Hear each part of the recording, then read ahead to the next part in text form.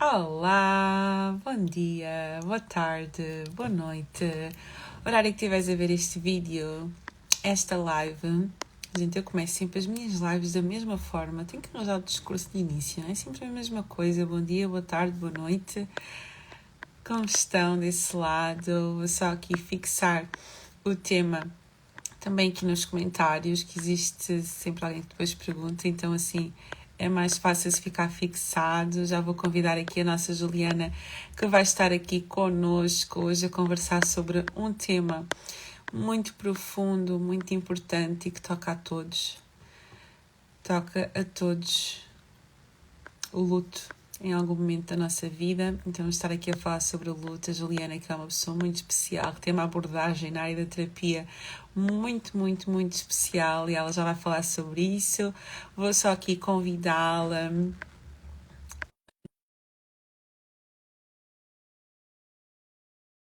Flora, como é que tu estás? Tudo bem?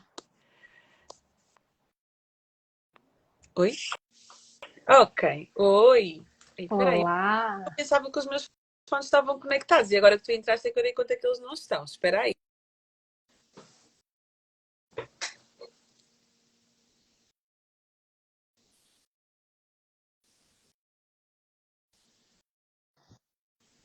Espera aí. Consegues-me ouvir bem? Consigo. As pessoas conseguem ouvir bem? Pensava que isto estava conectado aos fones. Ah, treta. As pessoas confirmem só se estão a ouvir bem. Se estiverem a ouvir bem, eu faço mesmo sem os fones. Eu sei que eles estavam a ouvir bem antes de entrar, mas às vezes isto pode fazer muita diferença quando alguém entra, não sei. Isto uma vez não correu muito bem eu tanto sem os fones, mas é só confirmar se as pessoas conseguem ouvir bem. Entretanto, se não conseguirem ouvir bem, ouve-se bem. Então pronto, deixa-me lá tirar os fones. Como estás, minha querida? Tudo bem? Olá, tudo bom? Muito prazer, meu povo. Primeira vez que estou aqui nesse ambiente. Tá. Há quanto tempo é que tu não fazias uma live? Ai, tem muito tempo. Olha, acho que eu estava grávida da última vez e meu filho já tem 1 ano. Meu Deus, muito tempo sem fazer uma live. Muito tempo mesmo. Bora lá, aqui. Vou falar sobre um tema que tem muito especial. Em primeiro lugar, vou pedir que te apresentes, ok? Quem é Certo. a Ana? Fala aqui um bocadinho de ti. Meu nome é Juliana Veras, eu sou psicóloga já há 14 anos. Eu me formei no Brasil, mas já moro em Portugal há 8 anos. Vim para cá para fazer o mestrado. A minha abordagem é logoterapia, que é a terapia do sentido da vida. E eu costumo dizer que a psicologia, assim, na minha vida foi um encontro, assim, mesmo um chamado. Não era aquela coisa que eu queria ser desde criança. Foi ali na orientação vocacional, no último ano, que as coisas se encaixaram e eu vi que fazia sentido. E todos os meus passos dentro da psicologia também tiveram alguma conexão com a minha vida. E a logoterapia foi um encontro muito feliz, né? Onde a gente trabalha o sentido da vida. E o trabalho com o luto veio nesse lugar, porque a gente trabalha o sentido da vida, a gente também trabalha o sentido do sofrimento, o sentido do amor, que é o que a gente mais vai falar aqui hoje. E pronto, eu sou mãe de 2 meninos, tenho um marido muito amoroso, sou muito feliz na minha vocação familiar e também no servir aqui na minha profissão. E acho que é isso, uma apresentação curtinha.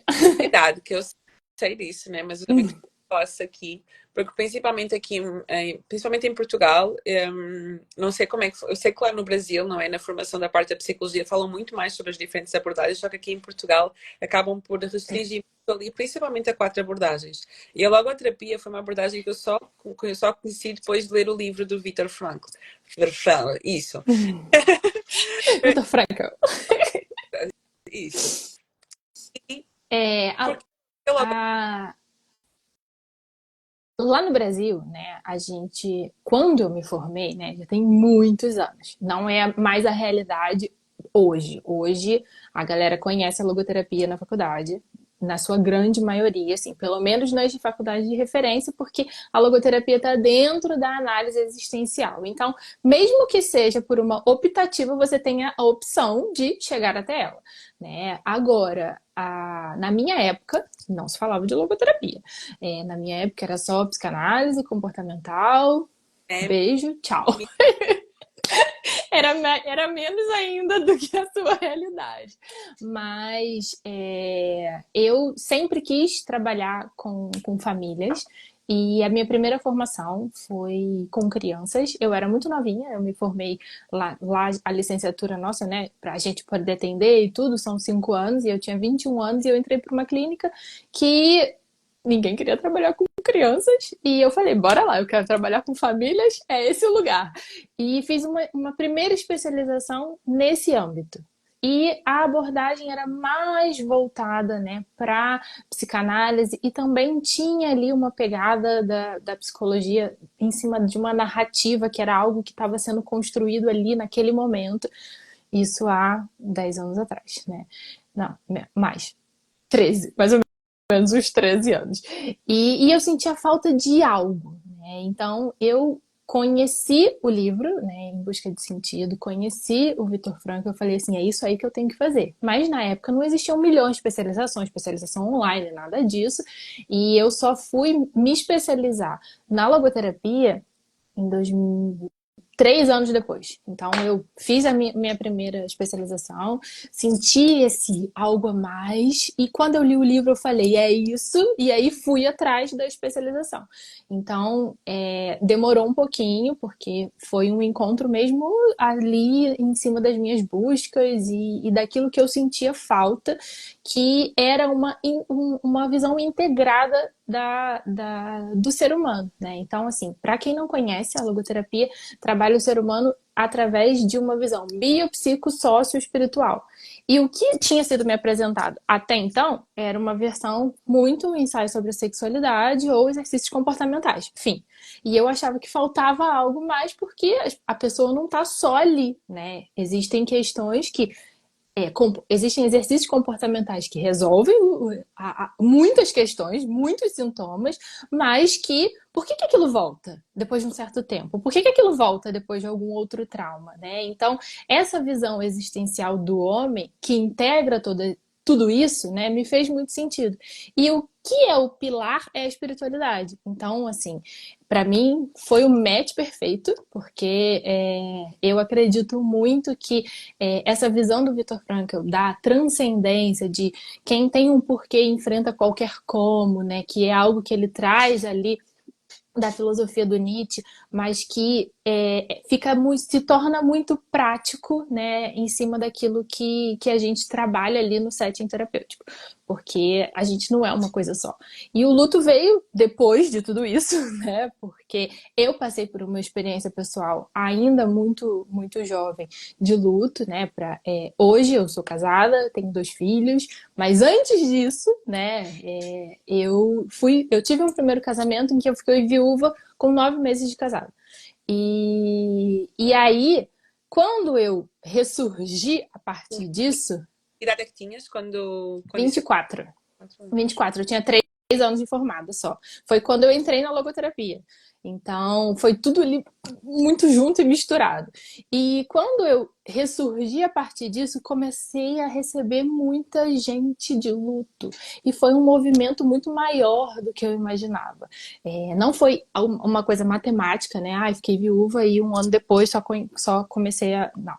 Foi um processo, né? Eu continuei atendendo crianças, atendendo famílias, atendendo muitos adolescentes, participei de um projeto de orientação vocacional com alunos lá no Brasil do ensino médio, que hoje, né, aqui a gente tem como secundário, e eu fiquei muito em cima de grupos e grupos e grupos e grupos, e a clínica, quando começou a crescer, eu comecei a receber isso, mas isso eu já estava, né, num outro processo, já estava no processo de cura, de transbordar, já tinha ressurgido a partir de tudo isso, já tinha me mudado, né, a minha vida já tinha andado de outras formas. E aí eu vi a necessidade de fazer uma especialização no luto para agregar exercícios práticos dentro daquilo que a minha abordagem já apresentava a nível de sentido de sofrimento. Então, pronto. É muito, muito assunto, gente. E como é que foi para ti, ao ter passado por essa experiência de luto, depois começar a atender casos de luto? Foi muito tranquilo, porque como eu disse, passou algum tempo, né? E eu acho que, de repente, poderia ter sido mais desafiador se eu começasse a receber muitos casos de luto e ainda fosse uma viúva. Ainda tivesse elaborando o meu luto. E não, quando eu comecei a atender casos de luto, eu já tinha casado, já era mãe, já tinha uma outra dinâmica, né? Eu fiquei viúva com 24 anos e eu casei novamente aos 30. Então, assim, passou uma grande janela e eu saí da adultez emergente e passei ali, né, para uma outra fase desenvolvimental do adulto, né? Eu amadureci muito, eu servi muito, eu fiz muitas missões, eu fiz muitas coisas onde eu entendesse que aquela minha dor lá atrás foi um trampolim e passou, né? A dor maior, né, de ali eu fiquei, pronto, sem família, sem nada, né? Aquilo ali já tinha sido respondido com a minha própria vida de outras formas. Então, eu acho que foi mais inspirador e as pessoas começaram a se conectar quando eu comecei a contar essa história do que ai, super difícil, eu voltava, eu começava a chorar e não sei o quê.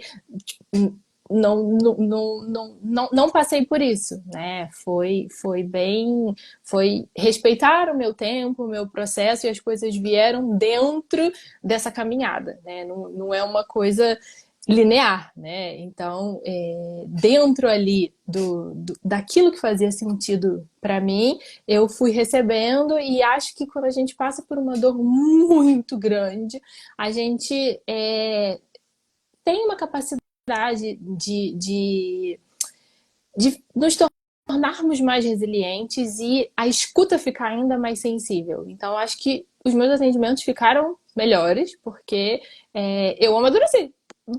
É a nossa vida, né? Então, assim, quando a gente passa por algum perrengue, quando vem, né? É porque em algum momento aquilo vai ser útil para alguma coisa, né? Porque o que a logoterapia nos ensina é que a nossa vida ela não é só sobre nós. Então, hoje a gente vive um movimento que é um movimento muito bonito de amor próprio, de autoconhecimento, de autoafirmação, de um monte de coisa, né? Só que a gente não pode confundir isso tudo com egoísmo. Ah, primeiro eu e depois ninguém, né? E eu me torno uma pessoa prepotente barra insuportável, né? Porque chega uma hora que eu conquisto tudo e não tem ninguém por perto, né? Porque se eu penso só em mim, eu não consigo construir pontes. E a vida é feita, né, desse serviço. Então, quando a gente passa por algo muito estruturante e a gente entende que a gente melhora para colocar aquilo, né, de forma como um testemunho, como um exemplo de vida, como qualquer coisa, e que a gente é igual e que da mesma forma que aconteceu isso, eu tinha muita consciência, né, de que eu ia continuar perdendo até morrer. E isso não de forma trágica, isso não era isso, muito pelo contrário, eu me tornei uma pessoa muito mais feliz, muito mais celebrativa, muito mais animada, muito mais tudo. Porque a gente precisa entender que dentro ali, né, do que é proposto para nós, a gente não controla tudo. E dentro daquilo que a gente não controla, vale mais abraçar e entender o que aquilo está ensinando pra gente do que ficar brigando ali, né, com o processo, que é muito desgastante. E a gente elimina muito mais as forças do que consegue lugares para ter essa recarga. E essa parte de tu conseguires colocar essa dor, como a Flora está aqui a dizer, né? Colocar a nossa dor ressignificada ao serviço do outro, é aquilo. Também deve ser uma coisa que ajuda bastante no processo de aceitação, porque pelo menos aquilo que eu vejo mais que dificulta a parte do luto, e seja independente do que o luto for, estamos aqui a falar do luto de uma morte física, mas existem outro tipo de lutos na nossa vida, todos ao longo da nossa vida temos lutos.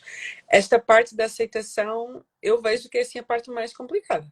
É o mais difícil, porque quando a gente ama, a gente quer estar perto para sempre. Só que a gente não entende que o princípio básico é que isso aqui é só um intervalo, né? Isso aqui é só um momento de vida. Então a gente tem que, com isso, com esse medo de perder, com esse pânico de, meu Deus, o que vai ser da minha vida sem essa pessoa, ao invés de disso nos paralisar, a gente tem que usar isso a nosso favor para a gente ser cada vez melhor e construir de fato um legado, né? Um legado onde a gente não tenha medo de acessar isso. Eu não estou dizendo com tudo isso que isso é tudo muito fácil, lindo, maravilhoso. Não, isso é doloroso, né? Eu tenho uma amiga que ela diz, né, que para a gente ter história bonita para contar, a gente tem que ralar, né? A gente tem que sofrer. Então, hoje, né, o discurso é um discurso livre, porque é um discurso com uma plena aceitação. Anteriormente, não. Anteriormente era um discurso ali com lágrimas. Por quê? Porque era preciso ser sentido aquilo, né? Era preciso contestar, era preciso, enfim. Mas é claro, né, que o que a logoterapia traz a nível de conforto quando a gente apresenta todas as propostas para quem nos procura, e eu acho que para mim foi muito especial viver isso, estudando isso, né? Era não separar a espiritualidade. E eu tenho uma espiritualidade que eu acredito, né, que as coisas acontecem porque existem planos de Deus para nós, né? Então, para mim, isso foi elaborado dessa forma. Ah, mas e se você recebe, né, um paciente, um cliente que não tem? Todo mundo tem uma espiritualidade. Nem todo mundo tem uma religião, mas todo mundo tem uma espiritualidade. Então, a gente faz exercícios transcendentes dentro daquilo que é possível e que é concreto para aquela pessoa. A gente não está aqui, né, pronto, obrigando ninguém a seguir nada. A gente acolhe todas as crenças e, diante daquelas crenças, a gente busca um fortalecimento. Porque não é fácil, né? É super complexo, né? É muito difícil. Quanto maior o vínculo, maior a dor. Isso é como 2 mais 2 igual a 4. Porque se a gente não sente tanto, é porque a gente não é tão ligado, né? Então, e eu acho que a pandemia ela veio para dar uma super lição pra gente a nível de. Pronto, há muitos níveis, né? Mas eu acho que quando as pessoas falam, ai, as pessoas agora estão muito mais egoístas, ninguém se encontra mais, os grupinhos estão muito fechados e não sei o quê. Isso para quem já desejava esse isolamento e prolongou isso. Agora, para quem tinha sede de festa e de comunidade, de muita gente, o movimento foi ao contrário. Aumentaram os almoços de domingo, aumentaram as festas, aumentaram as celebrações. Então, diante daquilo que faz sentido para cada um, né, o movimento vai para frente. Um conceito chave da logoterapia é que todo ser humano é livre e responsável. Então, a gente é responsável diante daquilo que a gente escolhe, e a gente escolhe sempre, a gente escolhe todos os dias, e hoje eu posso escolher mais ou menos, amanhã eu posso escolher melhorzinho, e daqui a pouco eu posso escolher pior, e depois eu tenho a oportunidade de escolher melhor novamente, mas eu escolho sempre, porque eu sou uma pessoa livre. Então, as contingências, elas não definem quem eu sou. Eu que escolho quem eu sou diante delas, né? E aí a dor, ela vai ser completamente diferente de uma viúva jovem e de uma viúva que casou e ficou 60 anos casada, né? Da perda de um filho, da perda de um pai, de uma mãe, de uma avó, da melhor amiga, enfim, né? Quando a gente fala de luto, a gente fala de quem parte, né, de quem morre de fato, mas a gente também fala de outras rupturas, de perda de emprego, de divórcios, de decepções de modo geral. E amadurecer, né? Eu tenho uma madrinha, ela se chama Ziza Fernandes, e ela fala que amadurecer é perder em paz. E a partir do momento que a gente internaliza isso, a gente acho que já sai dos 20 para os 30, já dá uma pulada. Ou dos 30 para os 40, eu acho que é uma década de evolução. Você. Amadurecer é perder em paz, né? E o dia que ela falou isso para mim, eu nunca mais esqueci isso na minha vida. Porque ali foi um salto de desenvolvimento, como os saltos dos bebês que choram, choram, choram, choram, porque estão aprendendo novas habilidades, né? Eu acho que enquanto seres humanos, a gente precisa entender que perder em paz não significa não sofrer, mas virar essa chavinha da aceitação, né? Porque a aceitação, ela é algo que a vida como ela é, a gente não controla. A gente vai se questionar, imagina, diante de uma doença, ai, será que eu fiz tudo? Será que eu não fiz tudo? Será que eu deveria ter feito esse tratamento? Será que eu não deveria ter feito? Porque somos humanos, somos frágeis e vamos questionar. Mas o quanto que a gente ama, isso não deve ser questionável. Porque se a gente deita todos os dias ali no nosso travesseiro, plenos de que a gente amou tudo que a gente podia ter amado, a nossa vida é muito mais leve. Olha, a falar agora disso, eu senti a dor do luto na partida dos meus gatinhos. Esta questão também dos animais, não é? E tudo aquilo que nós Tudo estamos aquilo que nós temos uma vinculação. amamos, até um objeto, né? Um objeto que nós gostamos muito e que de repente parte, não é? Até nisso nós sentimos o luto. Claro. Onde é que aparece este amor? O amor tem tudo, né? A gente só se dedica se a gente ama.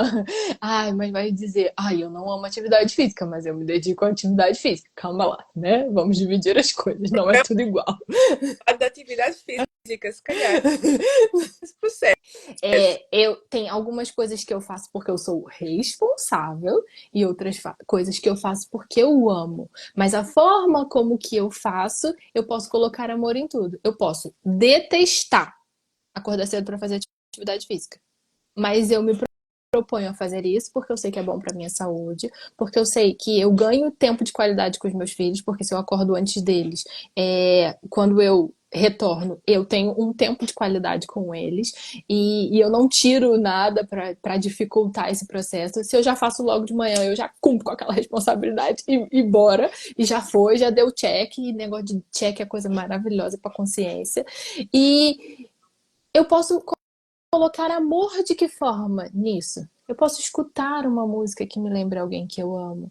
Eu posso, durante, né, a prática da atividade física, eu posso acordar pensando no sorriso deles me recebendo quando eu volto. Até uma coisa muito chata, eu posso colocar amor nela. Imagina aquilo que a gente se atrai, aquilo que a gente se conecta, né? Aquele amor que a gente recebe gratuitamente sem a gente merecer, né? Só porque a gente existe. Então, o amor, quando a gente coloca amor em tudo, a vida fica muito mais com sentido, né? Eu particularmente acho que sem amor eu nada seria, né? Parafraseando aí a MPB brasileira. Quando a gente coloca amor no nosso trabalho, quando a gente coloca amor, o amor próprio, né? Na forma como que a gente se veste, na forma como que a gente escolhe as coisas que fazem sentido. Quando a gente coloca amor numa comida, quando a gente coloca amor numa dança, no ir até alguém, num abraço, numa dedicação profissional. Quando a gente facilita a vida de alguém, a gente ama, né? Então, acho que nós ficamos menos egoístas e nós julgamos menos. A gente tem uma capacidade muito maior de integrar o mundo. E aí, pra gente também fica mais fácil, né? Porque se aquilo que não me cabe, eu não me estresso com aquilo, eu amo a minha vida, né? E eu acho que uma coisa que caminha muito com o amor, né, é o belo, né? É aquilo que eu admiro. Então, quanto mais eu amo, melhor eu amo, né? Quando eu amo, eu também machuco, também magoo, porque eu tenho as minhas fragilidades. Mas se é um amor de verdade, eu consigo perdoar, eu consigo reconciliar, eu consigo dar o espaço, né? E a Kátia falou que o amor me salva todos os dias. Ó, a mim também. Se não fosse o amor, não dava, né, pra gente sobreviver. O sentido do amor que o Vitor Frankl traz na logoterapia é a nossa capacidade de nos conectarmos ao íntimo do outro. E eu achei super interessante, porque para quem não conhece o livro Em Busca de Sentido, vale super a pena. É uma lição de vida. Não é preciso ser psicólogo, o livro é super fácil, a linguagem, né? No final do livro tem algumas coisinhas técnicas, mas o livro em si é cheio de exemplos muito estruturantes. E o Viktor Frankl, ele trouxe essa abordagem da logoterapia a partir de ter simplesmente sido um sobrevivente dos campos de concentração na Segunda Guerra Mundial. E ele tinha uma esposa, ele ficou viúvo, e ele era judeu, e ela era católica. E ele, depois que, né, ela morreu e ele sobreviveu, ele saiu do campo de concentração, ele continuou indo às missas aos domingos, em memória a ela, por amor a ela. E as pessoas falavam, ai, por que você faz isso, né? Nem era a sua religião e tudo mais, mas era ali que ele sentia a presença dela, porque ele sabia o quanto aquilo para ela era transcendente e aquilo o conectava a ela, né? Então, existem muitas formas de amor, né? Ontem eu estava estudando um pouquinho sobre casais, né? Terapia de casais e assim, porque a gente estuda muito sobre a comunicação. E as técnicas mais tradicionais são: deixa um bilhetinho, faça um café da manhã, ou seja, aquelas coisas, né? Aquele beabá, 10 passos para conquistar alguém, né? Só que ali no dia a dia, dentro de um relacionamento, tudo isso é importante. Mas se a sua presença não for uma presença agradável, não adianta, porque ninguém quer receber nada de alguém que não tá ali conectando em nada. Então, esse texto, que era um artigo que eu estava estudando, ele dizia que o principal era você estar bem e você ser suportável para si próprio para que o outro te acessasse, né? Então, isso que o Viktor Frankl fala de captar o outro na sua essência é muito mais do que comprar coisas, mudar visual e todas as linguagens do amor do dia para noite. Eu tenho todas e vou lá e quero tempo de qualidade, quero isso e quero aquilo, porque eu acabo sufocando o outro. Então eu não comunico aquilo que eu realmente sou e por que eu estou daquela forma mais ansiosa ou mais insegura. E o melhor do amor é a gente mostrar as nossas vulnerabilidades. Então, dentro daquilo, né, que o amor transforma, é se conectar com aquilo que é verdadeiro, com aquilo que é autêntico, com aquilo que é a essência. Quando a gente trabalha o luto com crianças, né, é super difícil, né? Porque a criança, ela, dependendo da faixa desenvolvimental, ela ainda não tem a regulação das emoções. E a gente faz exercícios muito lúdicos, mas que funcionariam muito com adultos, né? Tipo, pega uma caixinha, junta objetos, né, que representem aquilo que aquela relação representava para você. Faz um desenho, escolhe uma música. E às vezes, o adulto tem muita dificuldade de entrar em contato com esse lugar, porque fica muito preso, porque tem as memórias registradas num outro ambiente, né? E fica com muito medo de acessar aquilo e sofrer. Mas a criança vai rápido, porque a criança é livre. A criança não está presa no julgamento. Ela não tá com medo de chorar. Ela não tá com medo de ter um ataque de pânico, de sentir saudade. Ela não tá com medo de não sobreviver sem aquela pessoa. Mesmo os lutos mais difíceis com crianças órfãs. Então, ela só precisa, ela se permite receber amor. E quando ela recebe amor, o luto dela vai sendo curado. Então, o amor faz tudo. Resumo da ópera, né? Agora, né? Porque estávamos a falar aqui do amor de uma forma geral e qual é o papel deste amor como uma força no processo de luto. Porque a verdade é que quando tu recebes alguém num processo de luto, a pessoa está ali em dor, em muito sofrimento. E o amor, ele dói. É por a pessoa amar tanto que ela está a sofrer tanto. Então, como é que se converte, entre aspas, este amor nesta força, uma vez que ele está misturado com tanta dor? Porque ela tem que se permitir sentir aquela dor. Tem que chorar. Tem que entrar em contato. Tem que doer. Tem que botar pra fora.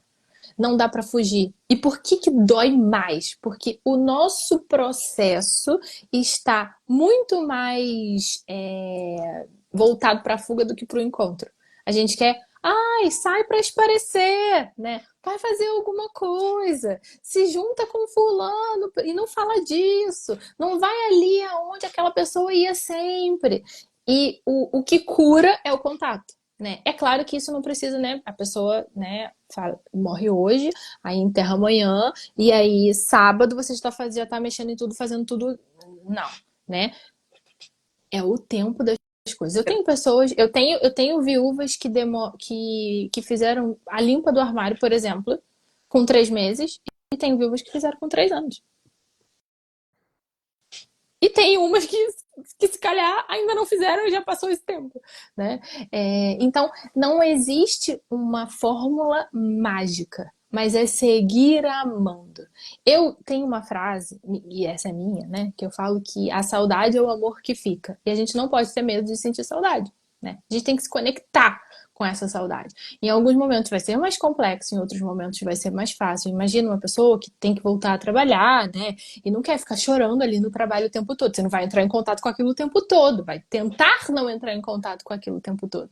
Mas em algum momento vai entrar, né? Porque a gente não foge das nossas circunstâncias o tempo inteiro. Então, a força transformadora de qualquer coisa que a gente viva é o amor. Agora, transformar a dor em uma força é vivenciar o amor como ele é, né? É deixar doer, é viver o sentido do sofrimento, é dar sentido para isso que é essencial na nossa vida e que a gente não tem como evitar, né? Porque não existe felicidade estável, né? A gente está sempre numa montanha russa, vão ter loopings que vão ser muito mais apavorantes do que outros, mas a gente vai voltar, né? A gente tem ali um retorno e a gente tem a possibilidade de voltar sempre melhor. Tem aqui, peraí, que eu entretanto perdi o comentário. A Kátia disse: aceitar cada etapa do luto, cada pessoa tem o seu ritmo, mas aceitar é fundamental. Né? E até te queria perguntar, depois tu trabalhas com esta parte das etapas do luto, que é uma coisa que se fala muito, mas que tem-se vindo a descobrir que não faz sentido nenhum. Mas depois gostava que falasses sobre isso. E a Marisa disse aqui: eu depois da morte da minha mãe só consegui limpar o armário 2 anos depois. É o que tu estavas a dizer, Uhum. acaba por levar o seu tempo. Cada um tem o seu tempo. Tem gente que prefere estar num ambiente sem nada, que tira tudo, tira fotografias e muda de casa. E tem gente que precisa estar naquele ambiente. Cada um tem um processo. Essa coisa das etapas, né, do luto, né, é, a logoterapia, ela entende cada pessoa como um ser único e irrepetível. Então, para nós, não faz muito sentido. Primeiro nega, depois aquilo, depois aquilo, depois aquilo, depois aquilo outro, né? Porque às vezes eu de cara aceito e depois lá na frente eu vou ficar com raiva, né? Porque aí lá na frente, imagina, uma pessoa que é conectada com alguém que é super responsável por organizar as férias de família. E a gente não tá de férias o ano todo, né? Então, às vezes, eu entendo que aquela pessoa estava sofrendo demasiado, já estava em cuidados paliativos, já tinha toda uma equipe, né, voltada para os cuidados psicológicos de apoio à família. Então, aquela passagem é super leve. E aí chega as férias. E aí chega o aniversário dessa pessoa. E aí chega o Natal. E aí chega alguma coisa. E eu posso ficar com raiva naquela hora. Ai, tô com raiva, não quero ir, porque eu não quero. Porque aquela pessoa tinha uma função também, né? Todos nós temos funções na vida dos outros. E nós somos insubstituíveis. E não, mesmo que a gente tenha algumas válvulas de escape, né? Imagina, eu perco a minha melhor amiga quando eu sou adolescente. Eu nunca mais vou ter uma amiga? Claro que eu vou ter, mas não é aquela pessoa, né? Aquela teve aquela função e a outra que chega tem uma nova função. Então, essa coisa de primeiro você nega, depois você transborda, depois eu Não vais. não acredito muito que vá por aí. Porque existe uma grande camada da sociedade que tem uma probabilidade de no início ser aquela dor, aquele grito, aquele não aconteceu, aquela parece que a pessoa vai voltar a qualquer momento, né? Ah, mentira, não aconteceu isso, né? Isso existe, isso é real, mas não significa que a fase entre no mesmo timing para todas as pessoas, né? Porque isso não dá para ser assim. A gente precisa entender que cada um tem um processo.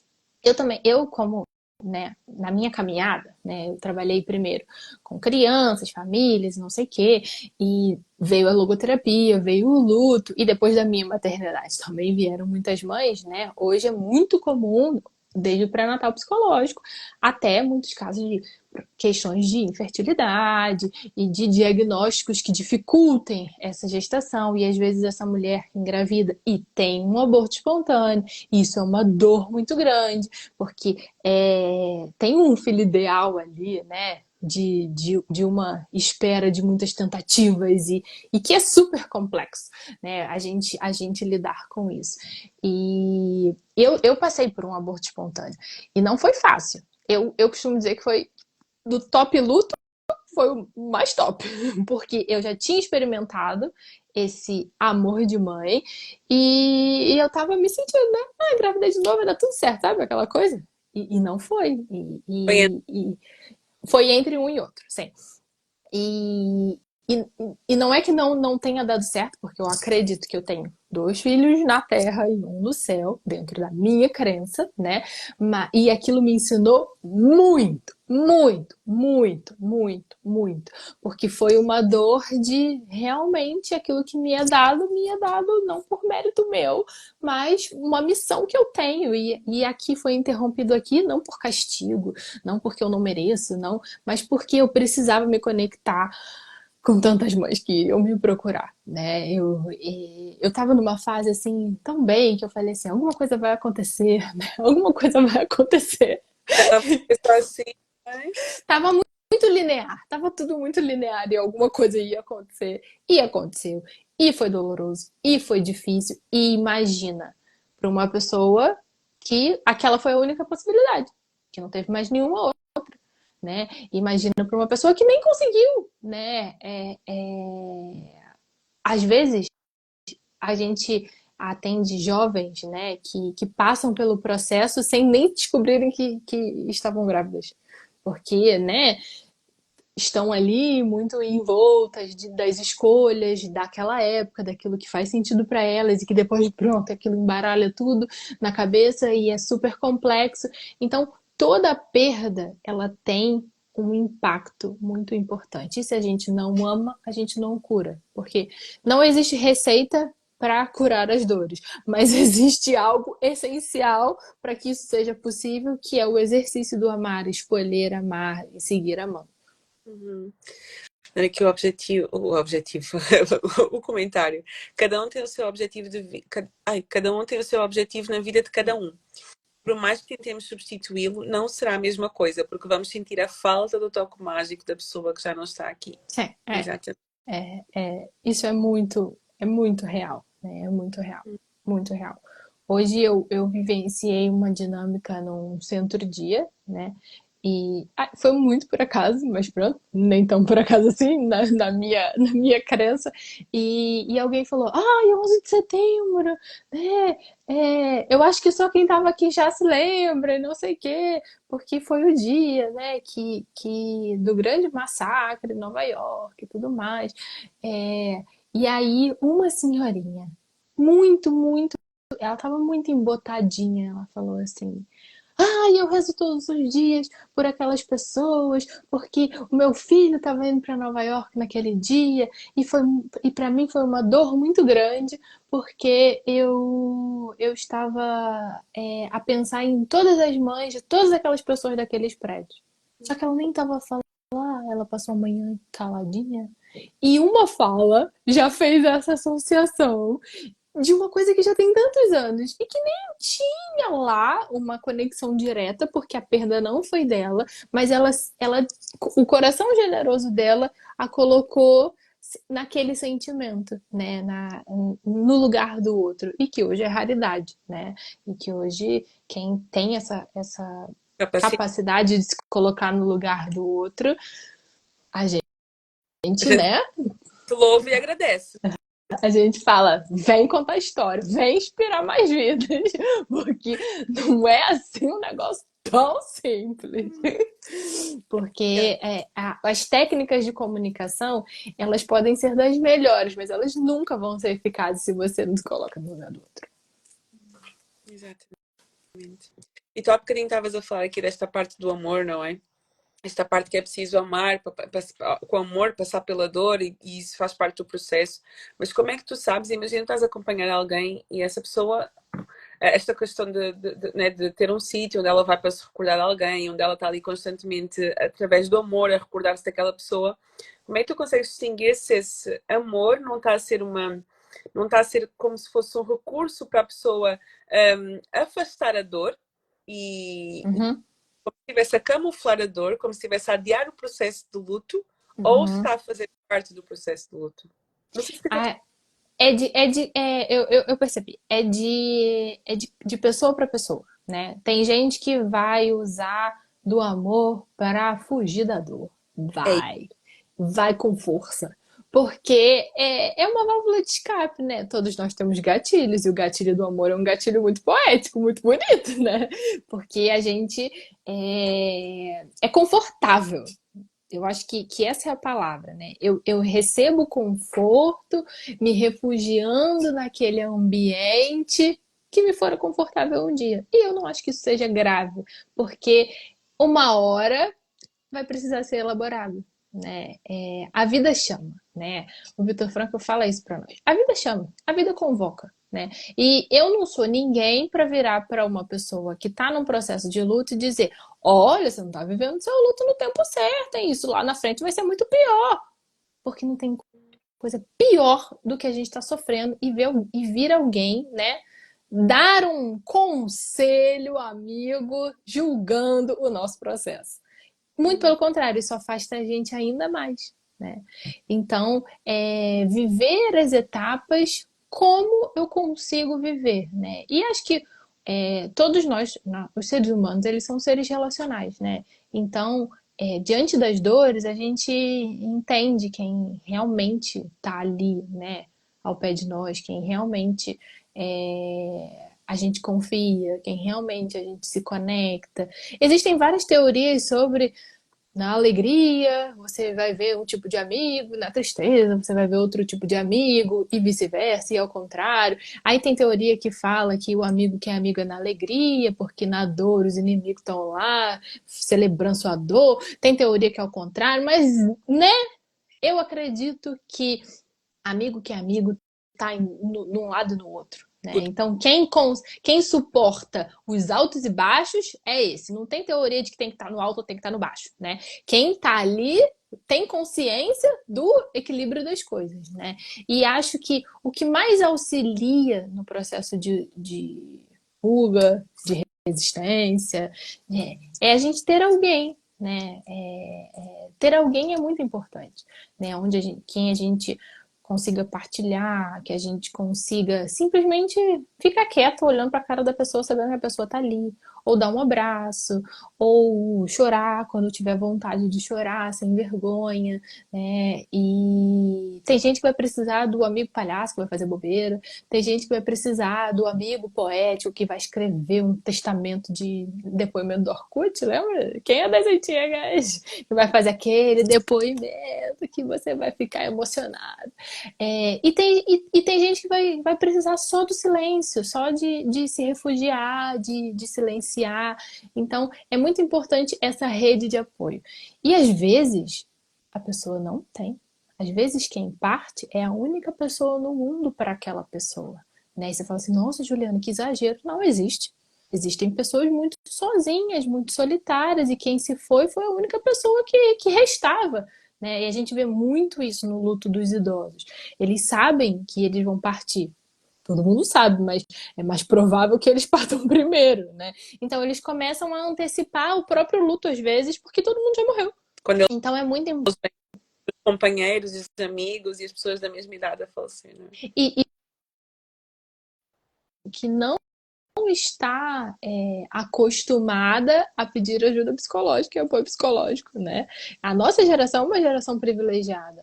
Agora, essas gerações não. Então é super importante, né? Eu acho que os atos de amor livres, eles são muito importantes nesse sentido. Você vê um idoso andando sozinho, de cabeça baixa, dá um sorriso, pergunta se precisa de alguma coisa, pergunta se precisa de ajuda para atravessar a rua. Ele pode ser aquele mais bronco, falar, não precisa, mas você fez a sua parte. Você deixou um pouquinho de amor ali. Mesmo que depois ele vai sentar lá do outro lado, cansado da beça, e feliz que. Aquela menina ali passou ali para tentar me ajudar. Eu tô sendo visto, né? As pessoas elas precisam ser vistas. Então, o luto ele nos faz mais humanos, né? E por isso que esse perder em paz, esse amadurecer faz parte desse processo. Porque quando a gente entende a vida como ela é, a gente não julga o processo de ninguém e a gente acolhe o tempo de cada um e a gente fica mais sensível e olha para o lado, né, mais vezes. Não fica naquele olhar automatizado da correria das coisas e de tudo que eu tenho que fazer, do meu checklist gigantesco e as coisas, né, a vida ganha mais sentido, e ganha mais cor e ganha mais sabor porque eu tô no meu momento presente. Eu não tô só vivendo a ansiedade daquilo que não aconteceu ainda. A Marisa disse aqui, só faz com que a gente se isole mais quando existem esse tipo de comentários e no processo do luto, outro comentário, no processo do luto, ser julgado faz a pessoa sofrer ainda mais, porque cada um expressa a sua dor de diversas formas. Apenas devemos estar por perto e viver o momento do luto dessa pessoa. E depois o Bruno disse aqui, só ouvir e já está bom. É exatamente isso, é estar lá, estar presente, respeitar e inclusive toda a gente aqui sabe que eu também estou a passar por um processo, né? E foi muito interessante e aquilo que tu disseste é exatamente isso, é que nós só conseguimos perceber realmente as coisas quando passamos por esse processo. E eu sei que na área da psicologia diz muito, não, nós não precisamos de passar pelas coisas para ajudar as pessoas e é óbvio, né? Nem eu quero passar por tudo aquilo que os meus clientes passam longe de mim. Mas a verdade é que há coisas que depois de nós passamos a entender de uma forma diferente porque tu sentes na pele, não é? Eu lembro que houve muita, né? A maioria das pessoas aqui sabe que eu perdi a minha avó recentemente, vai fazer 3 meses este mês, e foi muito interessante ver, tipo, a forma como as várias pessoas, de acordo com a maneira como elas são, passaram pelo luto de forma diferente. Que é isso que tu estás a tiveram aquela necessidade de falar e de escrever e de expor. Há pessoas que se resguardaram mais, há pessoas que queriam ver constantemente fotos, há pessoas que não queriam ver nada de fotos durante um tempo. Então é muito importante respeitar e a base é mesmo estar lá para dar o amor e para dar o suporte e só estar ao lado. E só sinto muito isso que às vezes não precisas de ouvir nada, só precisas estar ali ao lado, saber que estamos os dois a partilhar a mesma dor e também o mesmo amor para tu conseguir suportar as coisas com mais leveza. Por isso é muito importante. A Blocas disse aqui, no meu luto entendi que as pessoas não sabem lidar com a dor do outro. O luto é um tabu, as pessoas têm dificuldade em se aproximar. Isso também é verdade. Epá, e é incrível como é que tu depois de passares a experiência, tu entendes as coisas de uma maneira completamente diferente. Esta dificuldade em aproximar-se às vezes acontece porque o outro nem sequer sabe o que é que vai dizer, né? Porque as pessoas não sabem que só basta a presença, não é É, preciso dizer nada. só basta estar ali, só basta às vezes perguntar, precisas de alguma coisa, não é? Não precisas dizer palavras lindas, não precisas dizer ela foi para um lugar melhor, porque há momentos em que a pessoa quer saber se a pessoa foi para um lugar melhor. Tipo, eu Ela queria só que a quer a pessoa pessoa, né? tivesse Só quer abraçar a pessoa. exatamente. Então, às vezes, epá, não há palavras realmente, mas estar lá, não é? Estar lá ao lado da pessoa. Que a Kátia disse, eu quando perdi a minha avó isolei-me. Foi a maneira que arranjei para aceitar todo o processo de perda. Exatamente. Há pessoas que vão precisar de se isolar, há outras que vão precisar de estar próximas, há pessoas que vão querer estar sozinhas. E às vezes tu precisas de uma coisa num momento e precisas de uma outra Em coisa outro noutro momento. momento. É isso. Quero te fazer mais uma pergunta, gente. A Juliana, ela já sabe que a Juliana fala muito, né? Então, A culpa é minha. E eu que tenho criança para dormir. isso. Para quem não sabe, a Juliana ela trabalha na nossa equipa, e um dos motivos pelos quais eu trouxe assim a Juliana para perto, exatamente por causa desta abordagem da logoterapia e do sentido de vida, que faz muito sentido, ainda mais integrando aqui esta parte da espiritualidade. E tu falaste que é importante, que eu até reforcei depois aqui nos comentários, que é todas as pessoas têm espiritualidade, mas nem todas as pessoas têm religião, mas todas as pessoas têm espiritualidade. Qual é que é o papel da espiritualidade aqui neste ressurgir do luto através do amor? A espiritualidade, como é o nosso centro, né? É aquilo que é o motorzinho para a gente transcender. Então, como a gente sai de uma dor, como a gente cura uma dor, como a gente vive o sentido do sofrimento, saindo de nós próprios. Porque quando a gente quer a pessoa de volta, quando a gente não vai viver sem ela, quando a gente coloca todas essas, como que eu vou, né? Como que vai ser, como que vão ser os meus domingos sem os meus almoços na casa da minha avó, por exemplo, né? É sobre mim, né? É sobre a minha saudade, é sobre o que eu deixo de receber. Então, a espiritualidade, ela nos coloca no movimento ao contrário, é de dentro para fora, né? Então, quando a gente busca essa transcendência, a gente consegue elaborar as coisas de outra maneira. Não é introjetando, foi para um lugar melhor. Foi, eu acredito que existe um lugar, eu acredito que as dores dessa pessoa foram saradas, curadas, e o amor que eu sinto por ela vai fazer com que ela continue vivendo em mim por aquilo que ela me ensinou. Né? Então, imagina, uma pessoa que perde um filho bebê, que nasceu, não um aborto espontâneo, né? Mas o que eu me transformei, né? Que mulher que eu me tornei naquele ser mãe?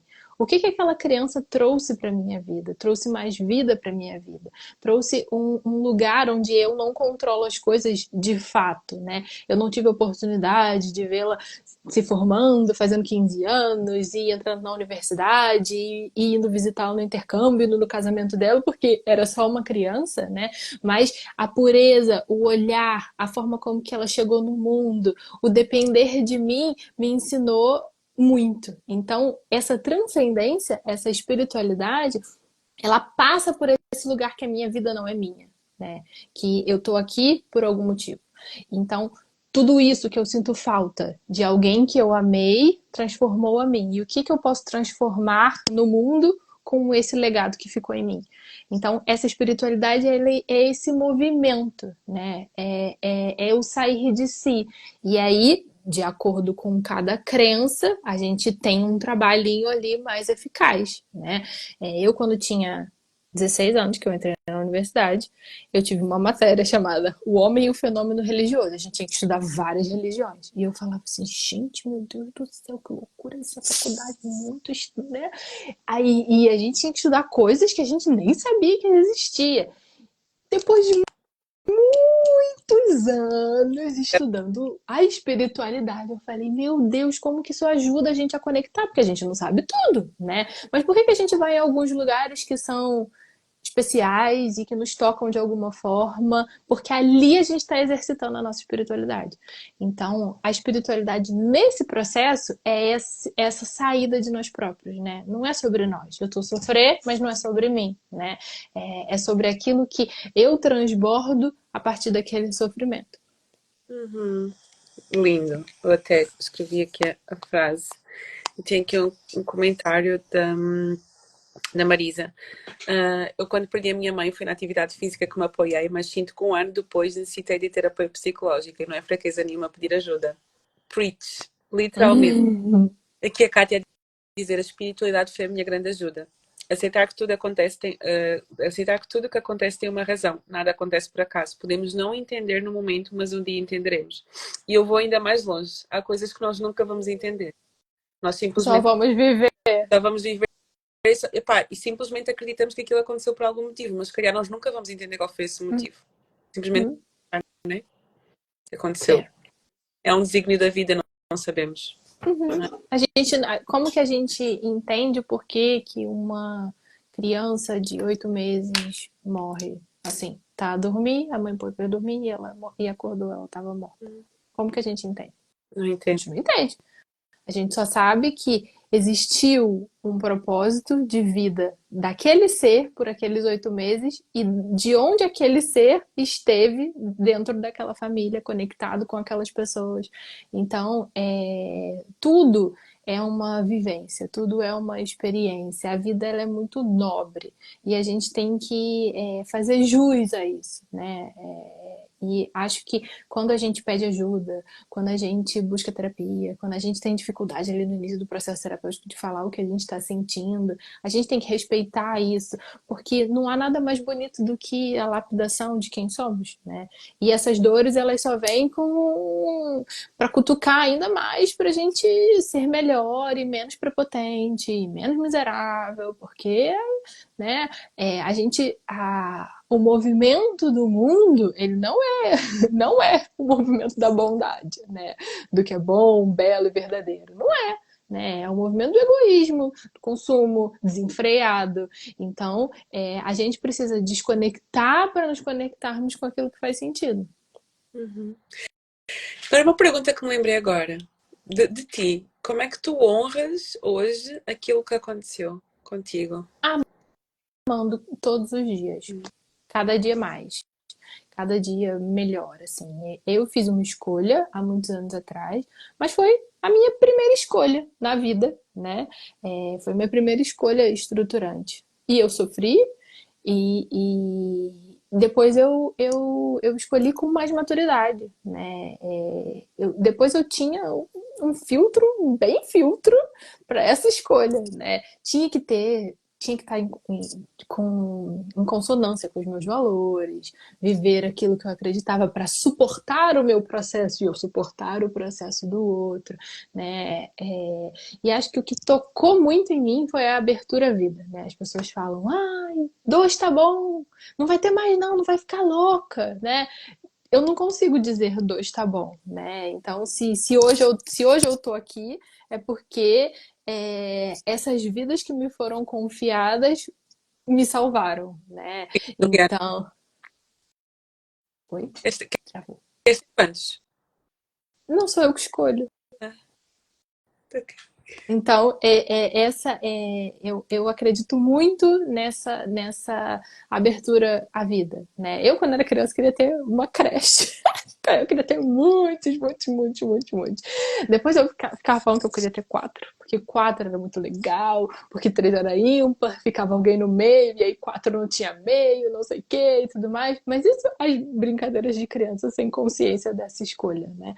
E hoje eu acredito muito que eu nasci para isso, né? Eu nasci para escuta, para o cuidado e quero doar a minha vida até o fim, né? Então, acho que eu honro confiando, né? Acho que todas as minhas dores hoje eu transformo-as, né, nesse ato de confiar na vida, de confiar naquilo que eu sou chamada a exercitar, com todas as minhas debilidades e com todas as minhas dificuldades enquanto pessoa. Top. Lindo.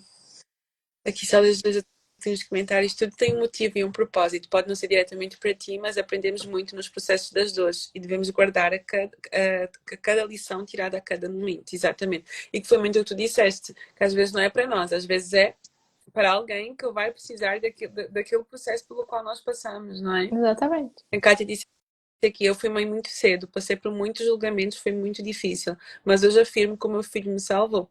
Uhum. Ela aceitou aquilo que a vida lhe deu, não é? E às vezes nós precisamos, às vezes, enquanto nós não aceitamos, a vida continua a empurrar as mesmas coisas. É porque E talvez empaca, o negócio não anda. não anda, parece que está sempre ali a acontecer a mesma coisa, é porque ainda não aprendemos o suficiente. E Uhum. quando a gente limita muito, né, as coisas, a gente dá prazos para tudo. Ai, até tal idade eu tenho que ter isso, aquilo, sabe? A gente fica muito compulsivo diante de algo que não é sobre nós. Nunca vai ser só sobre nós, né? Nós estamos aqui só para servir e tá tudo bem. O maior propósito do ser humano é servir o outro. Exatamente. Boa.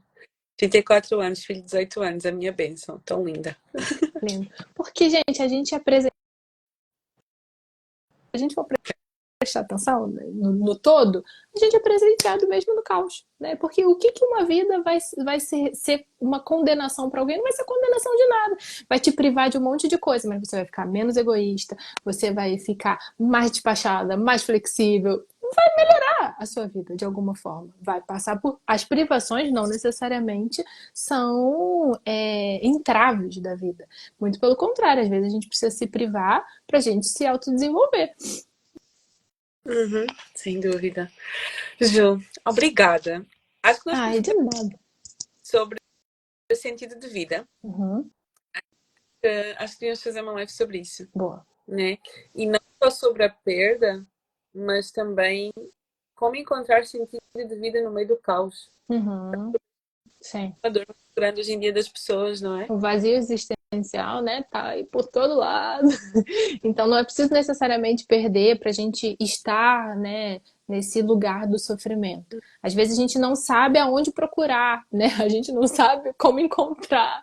A gente tá ali muito perdido e acho que sim, acho que é um bom Vou tema contar, para vou contar. Vamos o fazer. futuro. Para o futuro. Futuro daqui a 2 meses, tá? Não é porque eu não posso enferrujar de novo, né? Enferrujar, gente. Olha, vai continuar, tá? Boa. Obrigada, Obrigada. obrigada. Ok. Eu que agradeço. Um beijinho muito grande. Já sabem que se precisarem de ajuda neste processo, estamos aqui para vos auxiliar nesse caminho, tá? E, e é isto, é ressurgir do luto através do amor. E o amor salva todas as coisas, o amor une todas as coisas e o amor. Quando tu disseste uma frase sobre o amor que eu não apanhei. Não sei se esta foi a Saudade coisa. é amor que fica? Saudade é o amor que fica. Acho que foi outra também. Mas eu vou ter que rever essa live, por isso está tudo certo. Não, é agora. As coisas foram saindo naturalmente. Então, Não, fica cheia, não consegui. recapitular todas as frases Não, não é um oh, pouco difícil. para resumir a live. E bom amor. Por favor, não demorem com outra live. Avaliar por esta vai ser preciosa. Tenho a certeza que sim. Ah, Que sim. Agora obrigada. 2 semanas, depois lá para o final de outubro, início de novembro, a gente marca outra. Boa. Tá? Combinado. Obrigada, gente. Beijo, beijo. Tchau, tchau. Boa noite. Tchau, Tchau, tchau. tchau.